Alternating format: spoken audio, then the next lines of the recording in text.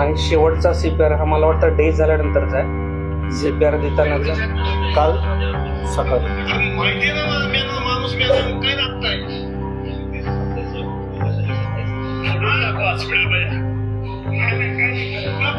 माणूस आम्ही लागतोय छाती सोडली की सगळी छाती सोडली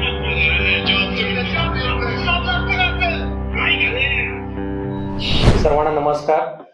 खर तर या अशा दुःखद प्रसंगी मी सुरुवातीलाच स्वर्गीय केरू सपकाळ यांस भावपूर्ण श्रद्धांजली अर्पण करतो.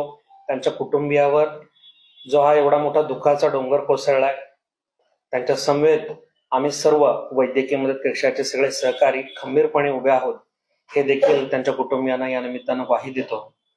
खरं तर आपण सगळ्यांनी वृत्तवाहिनी असतील, सर्व प्रतिनिधी वृत्तपत्रांचे, वृत्तवाहिन्यांचे एवढ्या मोठ्या संख्येनं या ठिकाणी उपस्थित आहात. मी आपल्या सगळ्यांचे देखील सुरुवातीलाच मनापासून आभार मानतो.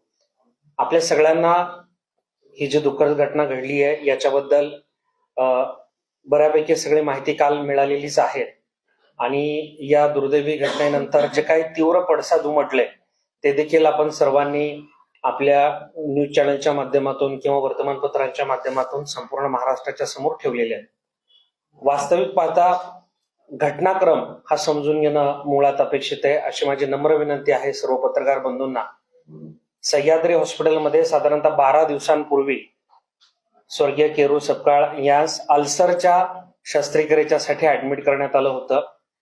मी स्वतः शस्त्रक्रिया यशस्वी देखील झाली. त्याबद्दल हॉस्पिटल प्रशासनाचे, डॉक्टरांचे आभार मानण्यासाठी साधारणतः 10 दिवसांच्या पूर्वी मी स्वतः हडपसरमध्ये आलो होतो. सह्याद्री हॉस्पिटलमध्ये गेलो. हॉस्पिटल प्रशासनाचे देखील आभार मानले. पेशंटला मी भेटलो, त्यांच्यासोबत 1-2 मिनिटं गप्पा मारल्या आणि त्यांना विचारलं कशी तब्येत. त्यावेळी ते बोलू शकत नव्हते. हातानं त्यांनी प्रतिसाद दिला आणि उपचार वगैरे सगळे सुरू आहेत अशा पद्धतीनं त्यांनी सांगितलं. त्यावेळी देखील हॉस्पिटल प्रशासनाशी माझा संवाद झाल्यानंतर त्यांनी सांगितलं की आता सगळं व्यवस्थित झालेलं आहे, 1-2 दिवसामध्ये आपण पेशंटला बरं वाटल्यानंतर आयसीयू मधून नॉर्मलमध्ये शिफ्ट करू आणि डिस्चार्ज घेऊ, अशा पद्धतीचं त्यांनी माहिती दिली होती. आणि नंतरच्या काळात 4 दिवसानंतर माझा जो सहकारी आहे, जो या ठिकाणी पुणे शहर प्रमुख शिवसेना वैद्यकीय मदत कक्षाचं काम पाहतो, ज्यानं खरं तर शेकडो नव्हे तर हजारो रुग्णांना अशा दुःखद प्रसंग येण्यापासून वाचवलेला आहे. अनेक रुग्णांचे प्राण वाचवलेले आहेत. अनेक लोकांना त्यांनी मोफत किंवा सवलतीच्या दरात शस्त्रक्रिया करून देण्याच्यासाठी एक समन्वयाची भूमिका पार पडलेली आहे. अशा अजयने म्हणजे तो त्याचा फोन आला त्यावेळी तो अक्षरशः रडत होता आणि तो सांगत होता की हॉस्पिटल प्रशासनाकडून संबंधित डॉक्टर असतील, कर्मचारी असतील, त्यांच्याकडनं सतत वेगवेगळी माहिती देण्यात येते.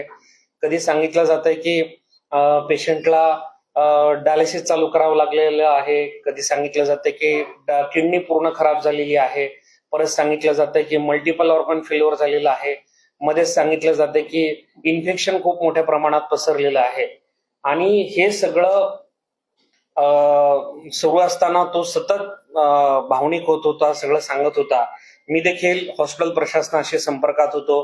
हॉस्पिटलचे मला वाटतं शिवणकर जे असतील, सचिन कुलकर्णी जे असतील, त्यांना देखील मी विनंती करत होती की तुम्ही विशेष लक्ष द्या, कारण खूप मोठी गंभीर अशी सर्जरी म्हणजे लिव्हर किंवा किडनी ट्रान्सप्लांट सारखी ही शस्त्रक्रिया नव्हती की ज्या शस्त्रक्रियेमध्ये एवढ्या गुंतागुंत निर्माण व्हावी आणि पेशंट एवढा डिट्रोएट व्हावा किंवा एकदम त्या ठिकाणी व्हेंटिलेटरवर वगैरे जावा. त्यानंतर सातत्यानं मी देखील अपडेट घेत होतो. हॉस्पिटल प्रशासनाशी अजय देखील बोलत होता. आणि ज्या दिवशी आता हा परवाचा प्रसंग आहे, परवाच्या प्रसंगी मी देखील हॉस्पिटल प्रशासनाशी संपर्कात होतो. त्यावेळी तर धक्कादायक माहिती माझे सहकारी अक्षय डमाले या ठिकाणी आहेत, ते स्वतः उपस्थित होते. वस्तुतः माहिती अशी मिळते, तिथले जे आतमधले काही कर्मचारी असतात, आता आम्ही वैद्यकीय सेवेमध्ये काम करतो, यानं त्या निमित्तानं हॉस्पिटलमध्ये काम करणारे जसे डॉक्टर्स लोक मंडळी आमच्या संपर्कात येतात, त्याच पद्धतीने तिथले कर्मचारी देखील आमच्या संपर्कात असतात, आमच्या सहकाऱ्यांच्या संपर्कात असतात. तिथल्या काही कर्मचाऱ्यांनी देखील माझे सहकारी अजय सपकाळ यांनी सांगितलं की अरे डॉक्टरांकडनं काहीतरी गंभीर चुका झालेल्या आहेत आणि ते सतत टेन्शनमध्ये किंवा अशा पद्धतीने चर्चा करताना आढळून येतात की पुढे काय कशा पद्धतीने जायचं वगैरे. आणि त्यावेळी कुठेतरी त्याच्याही मनात शंकेची पाल चुकचुकली की बाबा नेमकं उपचारांमध्ये काही निष्काळजीपणा झालेला आहे का किंवा काय झालेलं आहे का.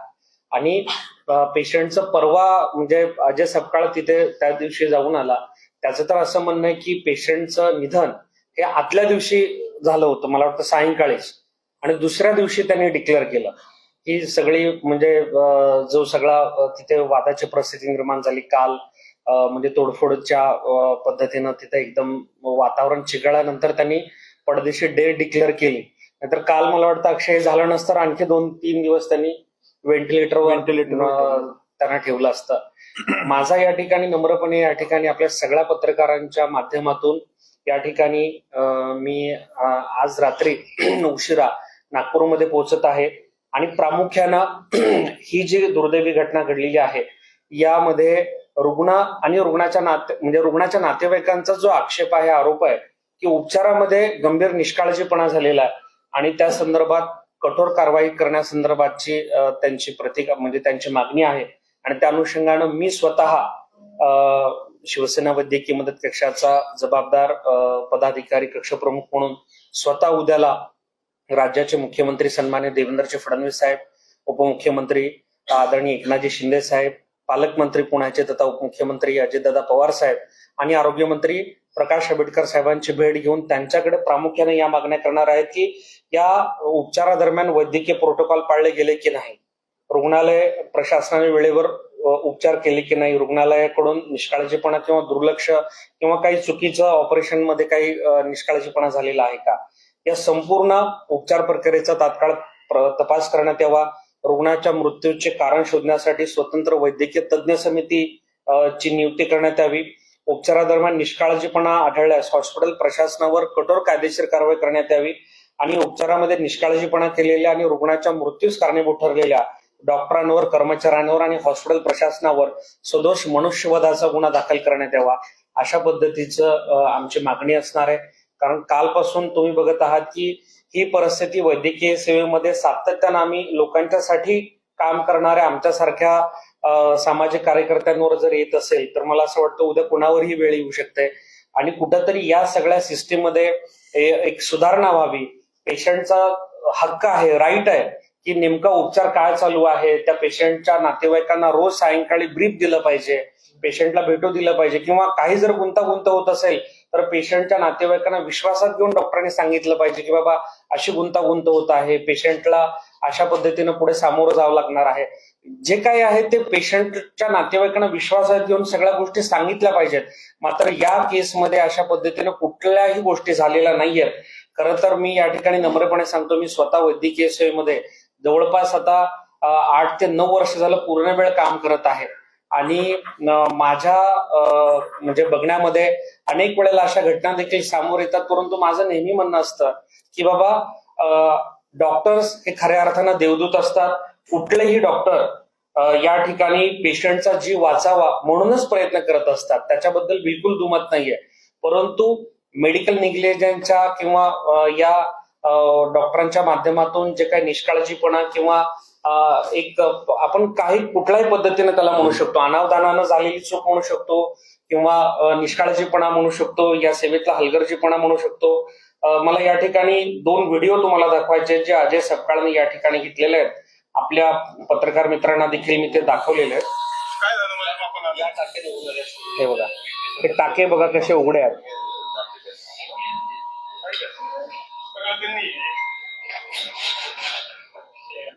हे बघा टाके दिसतात, सगळ्यांना दिसत असतील बहुधा. झूम करून आपण बघू शकता.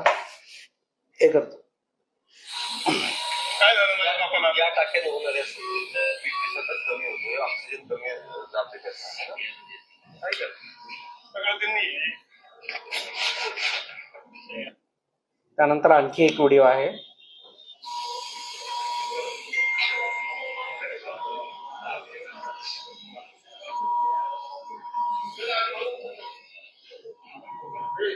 आणि शेवटचा सीपीआर हा मला वाटतं डे झाल्यानंतरचा आहे. सीपीआर देतानाचा काल सकाळी. माहितीये ना माणूस मेला काय लागतंय हॉस्पिटल पाहिजे. तुला कळतं ना माणूस मेला आम्ही रडतोय. छाती तोडली की सगळी छाती तोडली का नाही जॉब नाही घाले छाती तर नाही गेले छाती काय एवढी छाती लावली तुम्ही. त्यांचं असं म्हणणं आहे की पेशंटचं डेथ झाल्यानंतर देखील CPR देण्यात येत होता.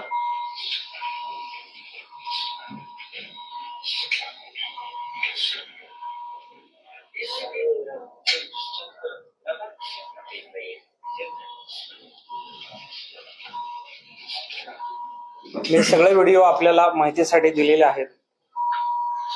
मुद्दा हा आहे की या सगळ्यामध्ये म्हणजे मला तर अतिशय अस्वस्थ होतंय, निशब्द होतोय मी हे सतत बोलताना, कारण आम्ही देखील त्या दुःखातून अजून सावरलो गेलेलो नाही. कारण आमचे कुटुंब आहे, वैद्यकीय मदत कक्ष हा सगळा परिवार आहे आणि आमच्या घरामध्ये ही घटना घडलेली आहे आणि म्हणून आम्ही या ठिकाणी अशा पद्धतीची एक चौकशी समिती गठीत करण्याची मागणी करत आहोत, जेणेकरून प्रोटोकॉल्स जे काय असतात वैद्यकीय सेवेतले ते पाळले गेलेले आहेत की नाही त्याची सखोल चौकशी करण्यात यावी आणि जे दोषी असतील याच्यामध्ये, मग डॉक्टर असतील, कर्मचारी असतील, प्रशासनातले काही लोक असतील ज्यांनी योग्य वेळेवर माहिती पेशंटच्या नातेवाईकांना विश्वासात घेऊन दिली नाही, त्यांच्यावर कठोर कारवाई व्हावी अशा पद्धतीची मागणी आमची असणार आहे. हा, एक मिनिट, हा आणखी एक सकाळचे एक घटनाक्रम आहे.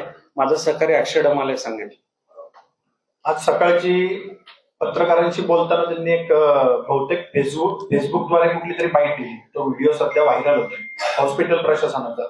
त्याच्यामध्ये त्यांनी असं सांगितलं की ते ऍडमिट होण्याच्या अगोदरच त्यांचे पूर्ण अवयव शरीरामधले पूर्ण ऑर्गन फेल्युअर, सगळे ऑर्गन फेल होते. म्हणजे जर किडनी फेल आहे, लिव्हर फेल आहे, अल्सरचं ज्यांचं जे ऑपरेशन झालं होतं, अल्सरचं ऑपरेशन सहसा सगळ्यांना माहिती असावं. जेव्हा त्या अल्सरची जी पिशवी असते पोटामधली ती डायरेक्ट कट झाली की तिच्यावर ती कट झाल्यावर तिचा विषय संपतो.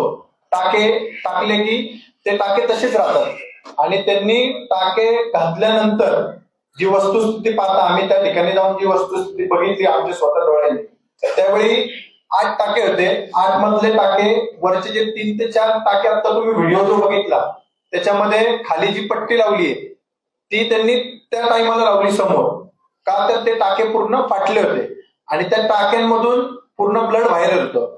आणि जेव्हा ते म्हणतात की त्यांचे अवयव पूर्ण सगळे फेल होते, तर मग सिटी स्कॅन तुम्ही काढला, त्याच्यात तुम्हाला अल्सरचा प्रॉब्लेम दाखवला.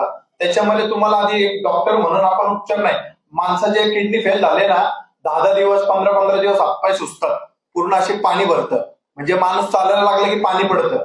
काहीच नव्हतं त्यांच्या वडिलांना, यातला कुठलाही एकही आजार त्यांना नव्हता. त्यांना फक्त ऍसिडिटीमुळं जे अल्सर तयार झाला होता ते काढण्याचं ते ऑपरेशन होतं. त्याच्यानंतर त्याच्यामध्ये त्यांचा मृत्यू झाला. आणि ज्यावेळी आम्ही तिथं परवा दिवशी रात्री, ही घटना काल घडली, डिक्लेअर काल केलं, त्या दिवशी अर्ध्या रात्री पत्रकारांशी आमचा संवाद नाही झाला. नाहीतर त्याच दिवशी रात्री तुम्ही जर तिथं पोहोचले असते सर्वजण, तुम्हाला पूर्ण परिस्थिती तिथं डायरेक्ट दिसली असती.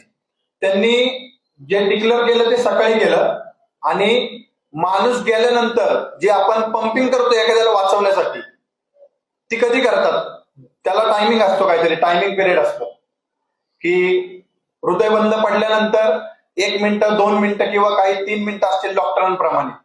त्याच्याने हे सकाळी जेव्हा ते खालती आंदोलन चालू होतं ना तेव्हा हा प्रकार वरती चालू होता पंपिंगचा. ह्याच्यामध्ये जर आम्ही हॉस्पिटलला सीसीटीव्ही फुटेज मागतोय ते आम्हाला परवा दिवशी रात्री दिलं नाही.